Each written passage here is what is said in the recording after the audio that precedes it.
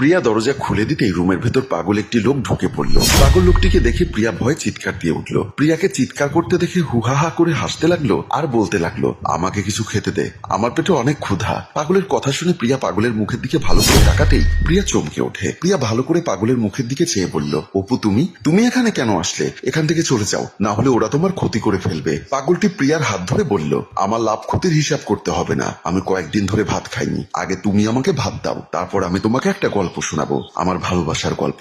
অপুর মুখে এমন কথা শুনে প্রিয়া মনে মনে ভাবতে লাগলো, তাহলে কি অপু মানসিক ভারসাম্য হারিয়ে ফেলেছে? এমন সময় অপু পাগল কেমন যেন কিছুটা শান্ত হয়ে তার দিকে চেয়ে আছে, আর তার দু চোখের কোণে জল টলমল করছে। প্রিয়ার মনে কিছুটা স্বস্তি ফিরে এলো। প্রিয়া ভাবলো হয়তো তাকে দেখার জন্য পাগলের ছদ্মবেশ নিয়ে তার সাথে দেখা করতে এসেছে। প্রিয়া যখন তার হাত ধরে জানতে চাইলো, তখন অপু প্রিয়ার হাতটা সরিয়ে দিয়ে বলল, এই মেয়ে, তুমি আমার হাত ধরছো কেন? আমার হাত ধরবে শুধু আমার প্রিয়া, আর কেউ আমার হাত ধরতে পারবে না। অপুর এমন ব্যবহার দেখে প্রিয়া এখন শিউরে উঠছে। অপু সত্যি মানসিক ভারসাম্যতা হারিয়ে ফেলেছে। অপুর এমন করুণ পরিস্থিতি দেখে প্রিয়া হাউমাউ করে কান্না করতে করতে বলতে লাগলো, এ কি হয়ে গেল অপু? তোমার এই করুণ পরিস্থিতির জন্য আমি দায়ী। প্রিয়া হাউমাউ করে কান্না করতে লাগলো আর সেদিনের সেই দিনগুলোর কথা কল্পনা করতে লাগলো। আমি আর অপু একটা রেস্টুরেন্টে বসে আছি। আমরা একই ভার্সিটিতে একই সেমিস্টারে লেখাপড়া করতাম। অপুকে আমার প্রথম দেখাতেই ভালো লেগে যায়। আমি অপুকে অনেকবার প্রপোজ করার পরও অপু আমার সাথে সম্পর্কে জড়াতে চাইনি, তবুও আমি আমার হাল ছেড়ে দেইনি। আমি ওকে বললাম, দেখো অপু, আমি 9-10-এ পড়া স্কুল ছাত্রী নয় যে আবেগের বশে আমি তোমাকে প্রপোজ করছি। সত্যি কথা বলতে আমি সব দিক চিন্তা ভাবনা করে তোমার প্রেমে পড়েছি। তুমি আমার প্রতি বিশ্বাস রেখো। দেখো প্রিয়া, আমাদের মধ্যে বন্ধুত্বের সম্পর্কটাই মনে হয় বেস্ট। তুমি ভালো করেই জানো আমি গ্রামের একটা সাধারণ পরিবারের ছেলে। মা বাবার স্বপ্ন পূরণের জন্য শহরে ইউনিভার্সিটিতে এসে ভর্তি হয়েছি। আমি আমার মা বাবার স্বপ্ন পূরণ করা ছাড়া অন্য কোনো বিষয় নিয়ে ভাবতে পারবো না। আর তাছাড়া তোমার বাবা হলো এই শহরের নামকরা একজন পলিটিশিয়ান। যদি বিষয়টা তোমার বাবার পছন্দ না হয়, তাহলে আমার সাথে কি হতে পারে তুমি তা ভেবে দেখেছো? অপু, আমার বাবা খুব ভালো মানুষ। আমার বিশ্বাস তুমি যদি আমাকে ভরসা করো, তাহলে আমি তোমার স্বপ্ন পূরণে তোমাকে সাহায্য করা ছাড়া কখনো ক্ষতি করব না। সেখান থেকে আমার আর অপুর মাঝে ভালোবাসার প্রথম সূচনা ঘটে। তারপর থেকে আমরা প্রতিনিয়ত একে অপরজনের স্বপ্ন পূরণে ব্যস্ত হয়ে পড়ি। কলিং বেলের শব্দ শুনে দরজা খুলে দিল ইমা বেগম। ইমা বেগম দরজা খুলে দিতেই রুমে প্রবেশ করলো প্রিয়া। প্রিয়া প্রবেশ করতে ইমা বেগম বলল, কিরে, তোর আজ ফিরতে এত দেরি হলো কেন?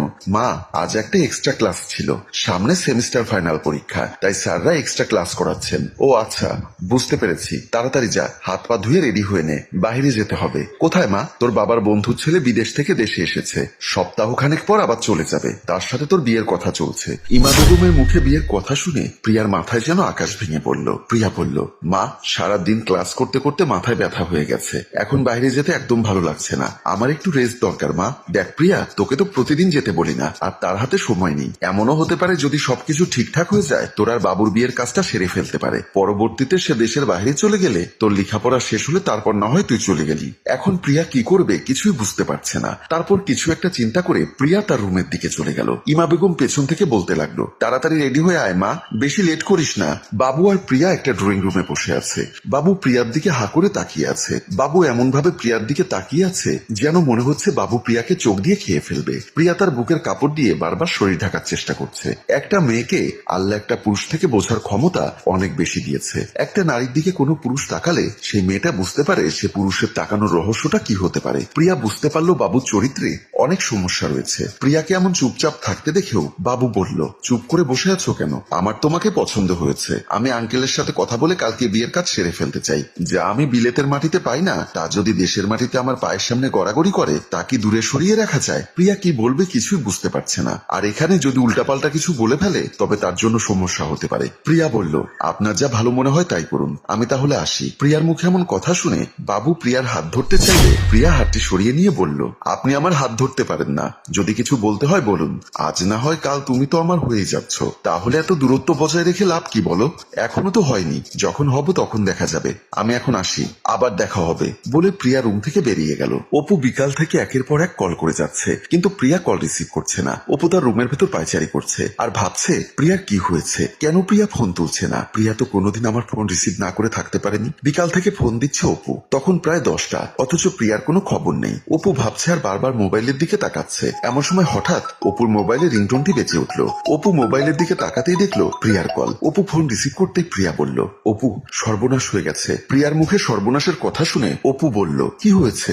আমার বাবার বন্ধুর ছেলের সাথে আমার বিয়ে ঠিক হয়ে গেছে, কাল আমাদের বাসায় বাবা বিয়ের আয়োজন করেছে। কি বলো এসব? অপু, তুমি একটা কিছু করো, চলো আমরা দুজন শহর ছেড়ে পালিয়ে যাই। এমন সময় প্রিয়ার বাবা মুমিন খান এসে প্রিয়ার হাত থেকে মোবাইলটি কেড়ে নিয়ে বলল, এই কে তুই? আমার মেয়ের সাথে কথা বলছিস? আমার মেয়েকে নিয়ে পালিয়ে যেতে চাইছিস? তুই কি আমাকে চিনিস? এই শহরের প্রত্যেকটা অলিগলি আমাকে চেনে। অপু মুমিন খানের ভরাট কণ্ঠ শুনে কিছুটা ভয় পেয়ে যায়। দেখুন আঙ্কেল, আমি আপনার মেয়েকে আপনার থেকে নিয়ে পালিয়ে যেতে চাইছি না। আমরা দুজন দুজনকে ভালোবাসি। রাখ তোর ভালোবাসা। এই মুমিন খানের মেয়ের দিকে চোখ তুলে তাকাতে তোর সাহস হলো কি করে? দাঁড়া, আমি দেখছি তুই কে আর কোথায় থাকিস। বলে লাইন কেটে দিল মুমিন খান। মোবাইলের লাইন কেটে দিয়ে প্রিয়ার গালে ঠাস করে একটা থাপ্পড় বসিয়ে দিয়ে বলল, তোর এত বড় সাহস হলো কি করে? আমার মেয়ে হয়ে তুই যাত্রার সাথে প্রেম ভালোবাসা করে বেড়াচ্ছিস? এখন দূর হ আমার চোখের সামনে থেকে। প্রিয়া আর কোনো কথা না বলে রুম থেকে বেরিয়ে গেল। ড্রয়িং রুমে বসে আছে মুমিন খান, ইমা বেগম ও বাবু। পাশে কাজী ফাহিম। বাবু আর প্রিয়ার বিয়ের কাগজপত্র লেখালেখি করছে। পাশে সাইফুল বসে আছে। এমন সময় কোনো কথা না বলে অপু রুমে প্রবেশ করলো। বন্ধ করুন এই বিয়ে। প্রিয়ার বিয়ে আমার সাথে ছাড়া আর কারোর সাথে হতে পারে না। এমন সময় মুমিন খান বলল, এই ছেলে তুমি কে? আর তুমি আমার বাসায় আসলে কি করে?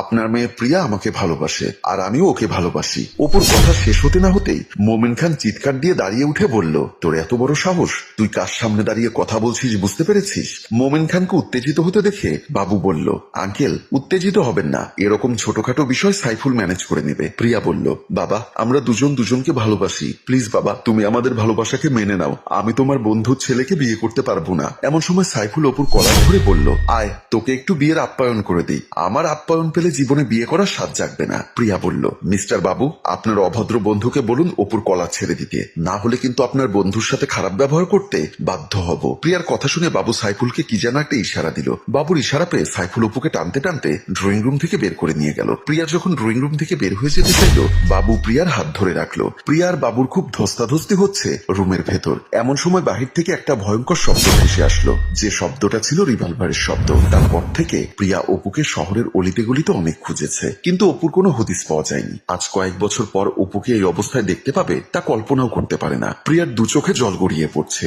অপুর এমন পরিস্থিতি দেখে প্রিয়া হাউমাউ করে কান্না করতে লাগলো। প্রিয়াকে কান্না করতে দেখে অপু বলল, এই মেয়ে তুমি কান্না করছো কেন? তুমি আমার প্রিয়ার মতো হাসতে পারো না? তুমি পচা। প্রিয়া কিছু বলতে পারছে না, শুধু হাউমাউ করে কান্না করে চলেছে। প্রিয়ার কান্না দেখে অপুর চোখে জল জমেছে। তারপর অপু প্রিয়ার চিবুক ধরে বলল, তোমায় হাসলেই ভালো লাগে, কান্না কারো জীবনের স্বপ্ন হতে পারে না। বলে দরজা খুলে বেরিয়ে গেল। প্রিয়া পেছনে পেছনে অপু অপু বলে চিৎকার করতে লাগলো, কিন্তু অপুর কোনো সারা শব্দ পেল না। মুহূর্তের মধ্যেই চোখের সামনে অপু যেন নিরুদ্দেশ হয়ে গেল। সম্মানিত ভিউয়ার্স, ভালোবাসার মানুষটিকে নিজের করে পাওয়া সত্যি ভাগ্যের ব্যাপার। শুধু ভাগ্যবানরাই তার ভালোবাসার মানুষটিকে নিজের করে পায়। আমাদের গল্পটি যদি ভালো লেগে থাকে তাহলে লাইক, কমেন্ট ও শেয়ার করে আমাদের পাশেই থাকুন। গল্পটির রচনা ও পরিচালনায় মোশাররফ হোসাইন মৃদুল, চিত্রগ্রহণ ইফতি হুসাইন, সম্পাদনায় আলমগীর। ধন্যবাদ।